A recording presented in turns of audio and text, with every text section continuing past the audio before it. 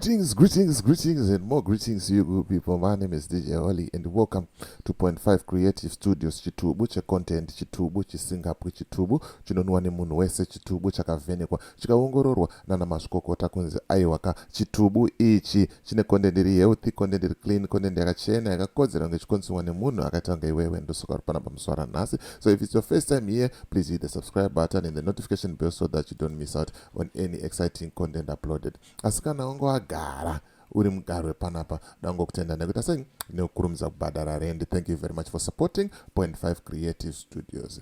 Hanzi Kujekesa Nyika has failed.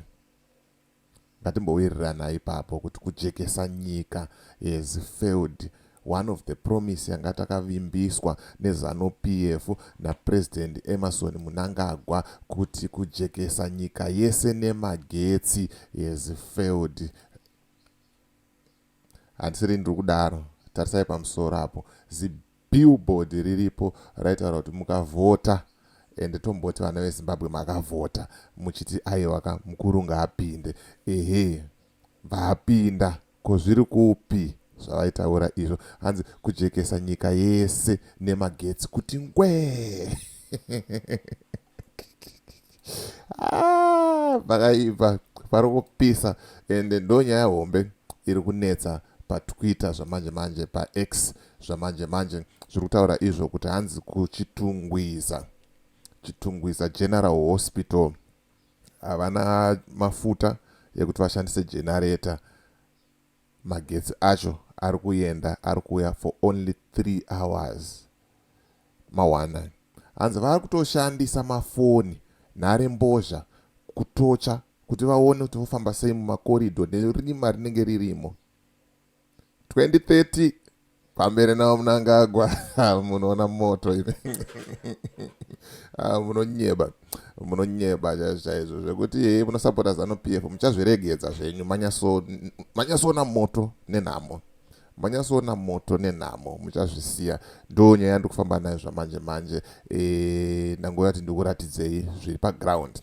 Pandisandapinda hangu munyaya yangu zvizere mawani kuti ndikuudzei kuti gwenzi rePhytomed riripo harisati rapera richiri rakazara. Gwenzi iri zvarinoita manje ndimbokuudzai secret one. Pane umwe mushonga kuti ukanwa unovhura tsinga dzese. Wavhura tsinga dzese kana wasvika panguva yekudya bota, zvinoitika ipapo mawani zvihombe baba. Ende kana nemutupo unotendwa kuti aiwa maita basa soko, maita basa shumba, nzou, zvese unoudzwa nekuti gwenzi rinoshanda.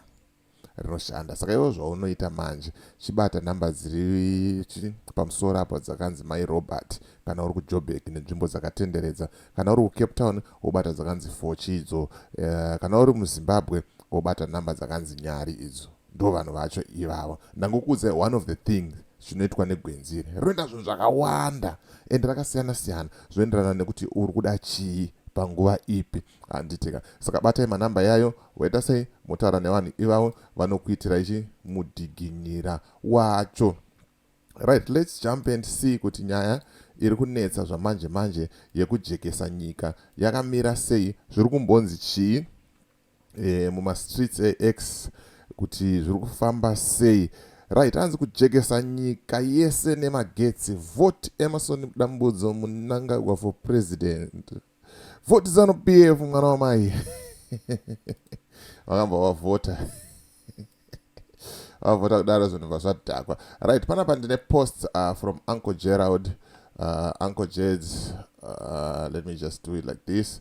I want to show you the post first and then I'll play the video so that you can see kuti inina ndingotaure nyaya dzekuti ndangofunga zvemusoro wangu. I see someone was saying kuti iwe uri kulocation yakati wazviziva sei izvozvo. Ndikati aiwa kababa, isusu tinoshanda neintelligence. Toshanda necommunity, toshanda nevanhu vanotipa news ende vanotiudza zviri kuitika panguva iyoyo. Handitika kujekesa nyika has failed. Changing board members at ZESA will not fix it. I'm told this is at Chitungwiza Hospital where people have resorted to using their phones to kujekesa the corridors so they see where they are going. Kujekesa nyika has failed zvemashuwa. Hakusi kutomboti kunyeba kana kuita sei. Hakusi kutomboti kunyeba kana kuita sei. Hapana. Plan chaiyo hapana. Let's go and see toona video racho ndere shuwa here kana kuti vanhu vari kutongonyebawo zvavo. Regai tione kuti zvakamira sei. Right, as you can see,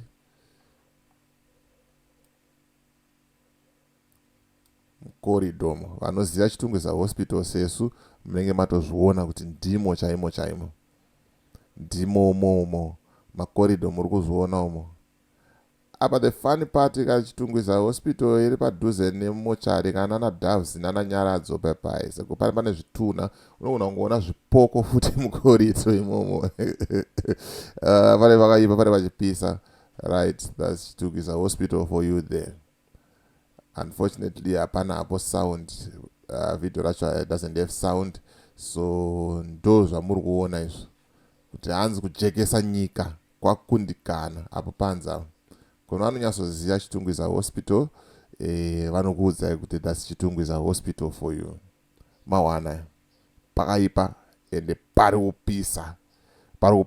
Rega tichambire macomments like always. Tingoona 1 or 2 macomments kuti zviri kunzi chii, zvakamira sei, zviri kufamba sei.